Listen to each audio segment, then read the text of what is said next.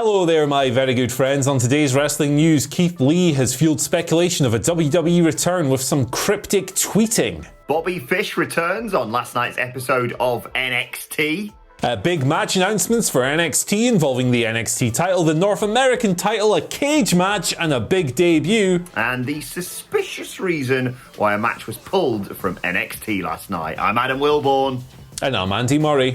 And this is the news. All right, let's kick things off by talking a big, beefy Keithy. Keith Lee, who's been absent from WWE television for around about 3 months now, was on Twitter last night speculating, posting all kinds of wild out there stuff, suggesting a pivotal moment, perhaps, in his comeback. Here's what the big man had to say in the morning yesterday. Today is a day that can and will define the future. The wheels can have motion and move forward, or they can stop completely. Make your wheels turn, easy for me to say. Accept no substitute. So it's interesting to think about in the context of everything that's been going on with Lee. He also posted a picture of himself later on, standing outside a cage, looking ready to go, ready to kick some ass.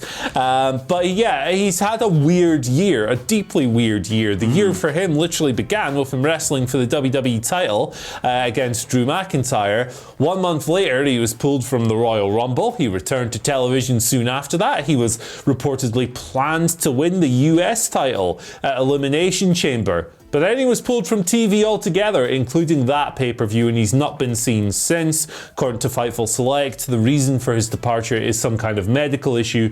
The nature of that medical issue has not been disclosed. That's Keith Lee's business. He's been all over Twitter talking about how he's desperate to get back and everything else. One day I'll tell my story, all that kind of stuff. So it's been kind of a concerning time for Keith through all of this, because you don't want to hear about health problems for anyone, of course. And when it keeps a guy off TV for 3 months, you start to get a little bit worried. So hopefully the guy's doing okay. Hopefully he is on his way back to the ring, because he's a very talented dude, and he deserves a lot more than to be sitting on the sidelines through all of this. Fate has seemingly just dealt him a really tough hand this year. So hope he's on his way back. Hope he's doing well. But nice to hear from him on Twitter, as always. Yeah, got excited when I saw these tweets. It obviously sucks for him the way this has all gone down with medical issues. Obviously, all of us here at What Culture wish him well in his recovery. And also just the sort of roller coaster booking. We can go through every single thing that's happened to him since he moved to the main roster. That jetpack that was seemingly strapped to him, beating Randy Orton in 7 minutes, was it, or something at the pay-per-view? And then the tennis skirt and the change in music and the weird sort of DQ finishes and semi-feud with Braun Strowman. I don't know. All I do know is if he comes back, bollocks the United States Championship picture, him versus Bobby Lashley would be a banger, Andy Murray. Big lads bumping into each other. I can't see how that could possibly fail. Yeah, I could very much see him potentially being a challenger if they just wrap it all up at WrestleMania Backlash on Sunday, or even if they could do one more match between Drew and Bobby at Money in the Bank, and if Bobby retains, or if Drew wins it back. We all don't think that Braun Strowman's going to win, basically. But eventually, in a few months' time, I could easily see Keith Lee, maybe even something like SummerSlam. That might be a nice little coronation, actually, winning the world title, because he's more than good enough. And it's just so weird that he's gone from holding 2 belts in NXT to just being sort of in the doldrums of WWE's main roster. But hopefully he can recover from whatever's ailing him and, yes, be back on our screens very soon. Speaking of being back on our screens, look at that for a segue. Take note. Bobby Fish returned to our TV last night, popping up on NXT to save his former Undisputed Era partner, Kyle O'Reilly, from a beatdown by Pete Dunne and Oney Lorcan. This is, I think, 5 months since we saw Bobby Fish. He was, of course, involved in in December. Unfortunately, I believe he suffered an injury in that match. That's why he's been out for so long. Basically what happened, Kyle O'Reilly defeated Oney Lorcan. Pete Dunne, who's just being a grumpy bastard on NXT, came in, jumped him, 2-on-1. Bobby Fish came down to make the save. But don't think this is some sort of reunion for O'Reilly and Fish. And, hey, maybe the Undisputed Era is going to be fine. No, Roderick Strong left, Adam Cole and Kyle O'Reilly hit each other's guts. And Bobby Fish and Kyle O'Reilly had a weird sort of yelling, All right, mate, how's it going? Yeah, it's been a bit all over the place, to be honest, mate. Anyway, I've got my stuff to deal with. You have a good time. Hope the wife and kids are all right. See you soon. But great to see him back on our screens nonetheless, because it sucks. It's his injury record, Andy. Yeah, the poor guy, he's had a lot of problems since coming into WWE, and he's getting up there in years now. He's 44 years old, so you never want Looks to good see for anyone. 44 though. He really does, man. Look, I'm 33 and I look twice as old as that guy. So there we go. Nice pair of Stan Smiths on Bobby Fish last night as well, respect. But yeah, it's good to see him back on TV, man. Him and Kyle O'Reilly have been a tag team for I think 2012 was, their first match together in Ring of Honor. So they've been associated with each other for a long, long time.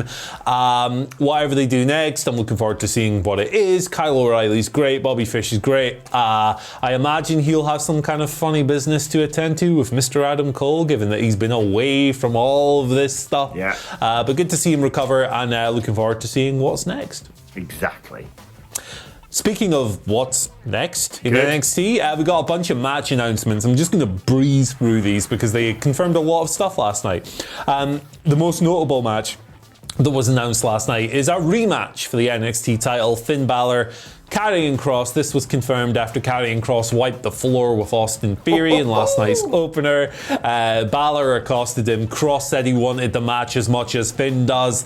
That is going down on the 25th of May. Interestingly, that's 2.5 weeks before TakeOver. So it looks like maybe Kross or Balor, I guess, if he wins the belt back, probably not, is going to have to find a new opponent, a different opponent for In Your House. Interesting stuff. Also confirmed for the 25th is the debut match of Frankie Monet, the former Taya Valkyrie. She's going to wrestle on that show. No word on who her opponent is going to be, but she's been all over the place on TV, annoying everyone. Yeah. Basically, hey, Io Shirai, you suck. Hey, Dakota Kai and Raquel Gonzalez, you suck as well. She's been pissing everyone off, and it's been good so far. So looking forward to that match. Next week, what are we getting? We're getting Johnny Gargano and Bronson Reed in a rematch of TakeOver Stand and Deliver, but this time it's in a steel cage for the North American Championship. That should be a lot of fun. And on top of this, Toni Storm versus Zoe Stark. Toni Storm has not had a lot of luck between the ropes as of late, so let's see how things go in that one. I've got to say I'm loving NXT at the moment, Andy. I just think it's got so much better since it moved nights. And as much as people may say, well, this just like hot shot in loads of title matches like they did against Dynamite, the argument could be made, but I would counter that by saying that these feel a lot more natural progressions rather than just going, oh, bollocks, title match. Like Bronson Reed and Gargano have been feuding for ages, and them fighting on the pay-per-view. Well, they already fought on the last pay-per-view for Stand and Deliver, of course. Not really a pay-per-view, but still. They fought there, so you don't really want to drag that out until June now. Karrion Kross, Finn Balor. Let's get that one on TV. That should pop a decent rating. And then I'm just excited to see the winner, probably Karrion Kross, face Todd Pettengill at In Your House, because that's the match we all want to see. Great to see that he's coming back for that, by the way. I can't wait to hear Michael Hamflett's giddy tones on the podcast today about that. But yeah, exciting stuff going on. Toni Storm, Zoe Stark is going to be great as well. Zoe Stark's been sensational over the recent weeks that we've seen her in NXT. So I just think, lads, if you dropped out because you were like, oh, bloody hell, this NXT's unbearable now, dip your toes back in because it's got good again. And there's some interesting developments as well surrounding the issues between Killian Dane, Drake Maverick, I suppose, a little bit, and the lads in Imperium, because it was meant to be Killian Dane versus Alexander Wolf last night, but they announced on the show that wasn't going to happen because Alexander Wolf had a stomach bug. No story there, you're assuming. Well, there was a video that was posted by WWE that basically saw Wolf coming out of the medic's office and saying, oh, they don't want to let me compete tonight. And then they ask about the reason why he's not competing. And the medic says it's Wolf that said he had a stomach bug, sidelining him for at least 7 days. I don't know what's going on here, but obviously there's a fairly obvious history with Dane and Wolf in Sanity. Nikki Cross isn't doing Oates. It'd be great to see her on NXT. But I'm intrigued by this, Andy. Clearly something going on between these two people who used to be so closely aligned. When it comes to this kind of stuff with Imperium, I'm just waiting for Walter to come back and cut through the crap. So let's get him in there, kick everyone's ass and see where we're at. Why not? Yeah, I love Killian Dane. He's obviously got a history with us here at What Culture, Big Damo, as he was known back in the day. And I feel terrible saying this, but I would love to see Walter chop him. Oh, yes, please. But yeah, suspicious things going on there. The back and forth between Dane and Wolf. They got a lot of history there, that's all I'll say. Anyway, let's move on to your Twitter questions. At What Culture WWE, of course, if you want to get in touch with us. First question today comes from Mad Pancakes. He says, morning, lads. With Charlotte's recent politicking on Raw, do you think WWE are trying to make her into this generation's kayfabe version of Shawn Michaels? HBK had more heat than anyone in the 90s, and I'm sure WWE are aware that fans hate Charlotte. Thoughts? I don't necessarily think that the writing of Charlotte is sophisticated enough to kind of go to that level. The thing that gives me pause with suggestions like this, which are logical, is that they've so often tried to push her as a babyface hero, despite, certain levels of backlash and everything else. So I don't necessarily think that is the case. I just think it's a more consistent heel presentation of her. And there is definitely some funny business. And it is quite refreshing to see, this privileged wrestler presented in this light instead of, hey, this is a hero. So it's good stuff at the moment. It's decent stuff. I just don't necessarily know if they're going for that kind of Shawn Michaels meta heat. Yes, yeah, intriguing theory though. That's a good shout. That. Seth Fracker brings us our second question of the day, saying, "Is there anyone on the roster of AEW or WWE that could create a spark to cause a new wrestling boom?" Obviously, to say the Attitude Era numbers, or what about the Attitude Era, won't come back. But at some point, the business has to take an upward turn. Andy, just give them the answer we were both going to give. Yeah, it's MJF, isn't it? It's MJF. I mean, that's what it's going to take for wrestling to recover, in terms of, viewerships and everything else. It takes a star. It's a star-driven business. This whole nonsense about the brand being the draw is complete toot. It's just irredeemable. It's a bad opinion.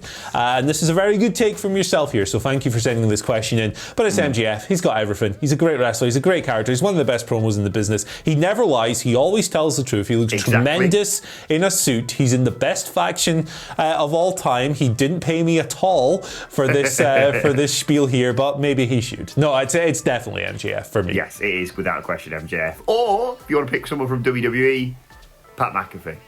Right, let's move on to the final question of the day, which comes from Angela Dawn.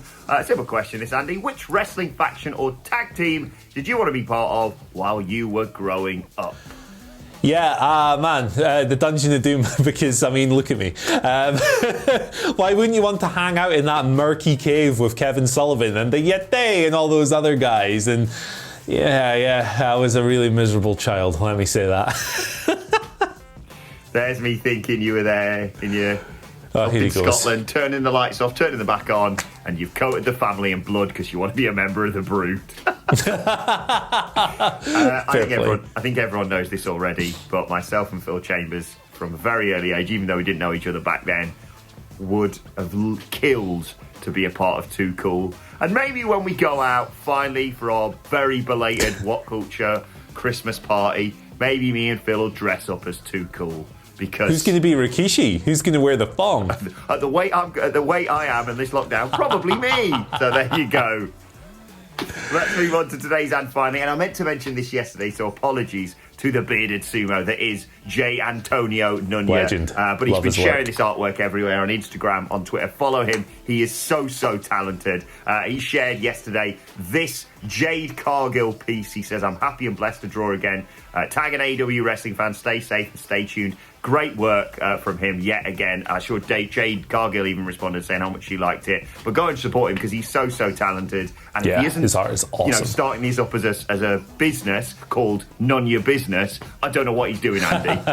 Yeah, shout outs to the bearded sumo. Check him out on Twitter. His work is outrageous. We featured it here on the channel before. It's incredible stuff. I wish I was 10% as talented in anything as that guy is at doing these illustrations. So more great work from him once again. Yeah, fantastic, and nice to see him getting the recognition that he deserves. Let us know your thoughts on that and all of today's news stories in the comment section down below. Don't forget to like, share and subscribe. And subscribe to What Culture Wrestling on either iTunes, Spotify or wherever you get your podcasts from for daily wrestling podcasts. Myself and the Danley Boys sitting down to review NXT and preview AEW Dynamite later on today.